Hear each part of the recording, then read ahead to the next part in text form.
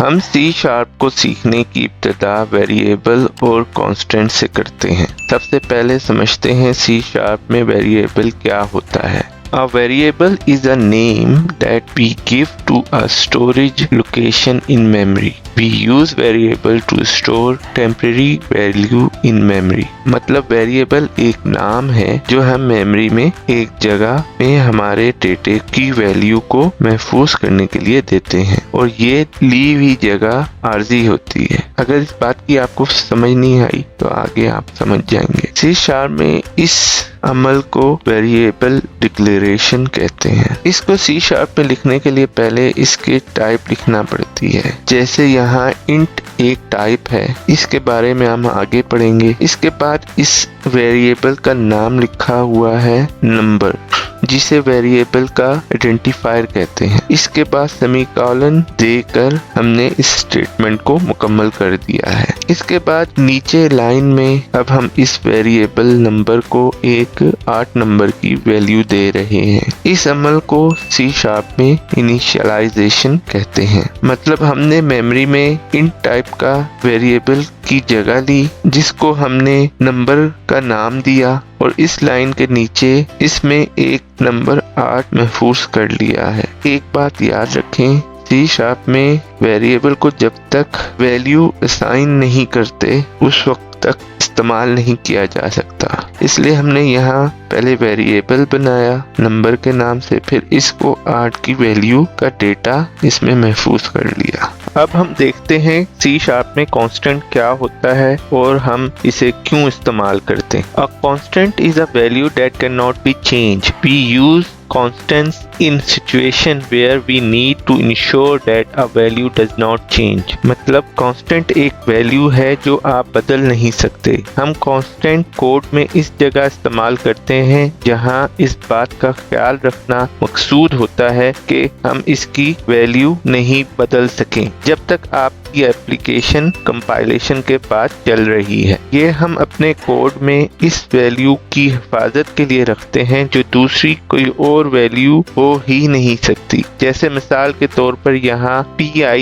एक कांस्टेंट है जिसकी वैल्यू 3.14F है। ये नंबर किसी भी दायरे का रकबा मालूम करने के लिए इस्तेमाल होता है। हम नहीं चाहते कि ये नंबर हमारे प्रोग्राम में बदले या कोई दूसरा कोड इसे बदल सके। अगर ऐसा होगा तो हमारे प्रोग्राम में दायरों का रकबा मालूम करने का फार्मूला गलत हो जाएगा और हमारा प्रोग्राम दायरों का रकबा गलत दिखाएगा। इसलिए इसे हमने यहाँ कांस्टेंट वेरिएबल में महफूज किया है। इसको सी शार्प में लिखने के लिए सबसे पहले कांस्टेंट लिखना पड़ता है। इसको वैसे ही लिखते हैं जैसे किसी दूसरे वेरिएबल बनाते हुए लिखते हैं, यानी किसी भी वेरिएबल की डिक्लेरेशन से पहले CONST लिखने से वो वेरिएबल कांस्टेंट बन जाता है। जैसे यहाँ PI नाम के वेरिएबल को हमने कांस्टेंट बनाया है। इसकी वैल्यू सिर्फ डिक्लेरेशन के वक्त ही असाइन मतलब मंसूब की जा सकती है। ये बात याद रखें, जब कांस्टेंट या वेरिएबल को पहली बार बनाया जाता है मतलब कोड में लिखा जाता है तो इस अमल को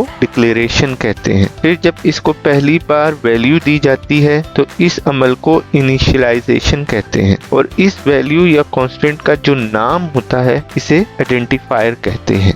अब हम आइडेंटिफायर नेमिंग कन्वेंशंस देखते हैं। नेम ऑफ वेरिएबल और constant is called identifier. You cannot read the value of a variable or constant unless you have set it before. This is called initializing a variable or constant. मतलब जैसे हमने पहले बताया constant या variable के नाम को आइडेंटिफायर कहते हैं। हम किसी भी वेरिएबल या कांस्टेंट की वैल्यू को उस वक्त तक नहीं पढ़ सकते या इस्तेमाल कर सकते जब तक इनकी वैल्यू में आपका डेटा सेट मतलब मंसूब ना कर दिया गया हो। इस अमल को इनिशियलाइजेशन ऑफ वेरिएबल कहते हैं। किसी भी कांस्टेंट या वेरिएबल को नाम देते हुए 2 असूलों का ख्याल रखना होता है। एक असूल ये है कि इनका नाम किसी नंबर से ना शुरू हो। जैसे यहाँ ये 1 वार गलत है और इसके नीचे my var सही आइडेंटिफायर है।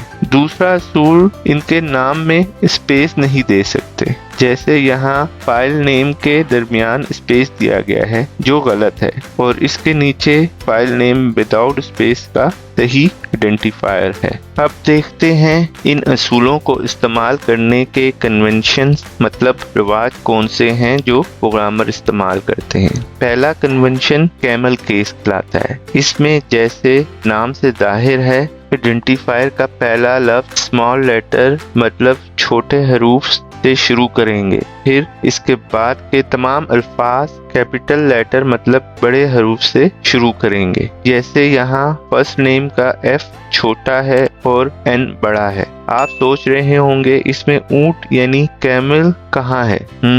मैं भी पहली दफा इस चीज को समझ नहीं सका था। देखें, जैसे ऊंट में कोहान मोटा यानी बड़ा और गर्दन पतली मतलब कोहान के नीचे से शुरू होती है मतलब कोहान से छोटी होती है, इसी तरह यहाँ F से आइडेंटिफायर शुरू हो रहा है। ये ऊंट की गर्दन हो गई, इसलिए F को छोटा लिखा, और N ऊंट की कोहान की तरह बड़ा लिखा है, इसलिए इसे कैमल केस कन्वेंशन कहते हैं। दूसरा नेमिंग कन्वेंशन पास्कल केस कहलाता है। पास्कल एक प्रोग्रामिंग लैंग्वेज थी जिसमें जो तरीका आइडेंटिफायर को लिखने का असूल था, इसे हम C# में कन्वेंशन के तौर पर इस्तेमाल कर सकते हैं। यानी इसमें हर लफ्ज कैपिटल लेटर मतलब बड़े हरूफ से शुरू होगा। जैसे यहाँ मैक्स जूम का M और Z बड़ा लिखा है। तीसरा नेमिंग कन्वेंशन हंगेरियन केस कहलाता है।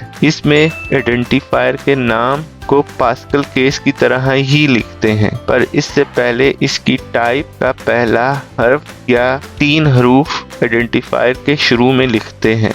जैसे यहाँ स्ट्रिंग टाइप का STR आइडेंटिफायर के शुरू में लिखा गया है। हम ये तरीका C# में इस्तेमाल नहीं करेंगे। वैसे तो हम इन तीनों कन्वेंशन में से कोई सा भी कन्वेंशन इस्तेमाल कर सकते हैं वेरिएबल या कांस्टेंट के आइडेंटिफायर के लिए, लेकिन क्लीन कोड के कुछ असूल हैं जो हम लाजमी याद रखें, जो पेशावर प्रोग्रामर इस्तेमाल करते हैं। वो ये है कि हम हमेशा वेरिएबल का आइडेंटिफायर कैमल केस में लिखेंगे और कांस्टेंट का आइडेंटिफायर पास्कल केस में लिखेंगे। अब देखते हैं वेरिएबल या कांस्टेंट का स्कोप क्या होता है। अ वेरिएबल और कांस्टेंट है the scope in the block it is defined and in any child blocks, but it is not accessible outside that block. A block is indicated by curly braces. मतलब जिस block यानी हदूद में variable या constant को लिखा हो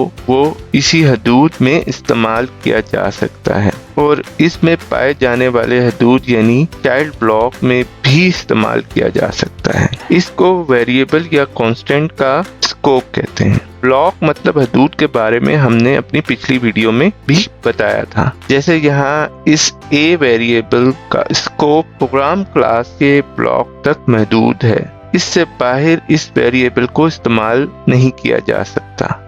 इसी तरह वेरिएबल B का स्कोप मेन फंक्शन के ब्लॉक तक है, यानी प्रोग्राम क्लास में इसे इस्तेमाल नहीं किया जा सकता क्योंकि इसका स्कोप मेन फंक्शन के ब्लॉक यानी हदूद तक ही है। अगर आपको मेरा काम पसंद है तो आप मुझे पेट्रॉन में भी सपोर्ट कर सकते हो with as low as $1। It really help me to develop these videos. Thank you. Please follow us on Twitter, Instagram and like our page on Facebook and subscribe our channel on YouTube and ring the bell icon for upcoming videos. You can also follow us on TikTok as well.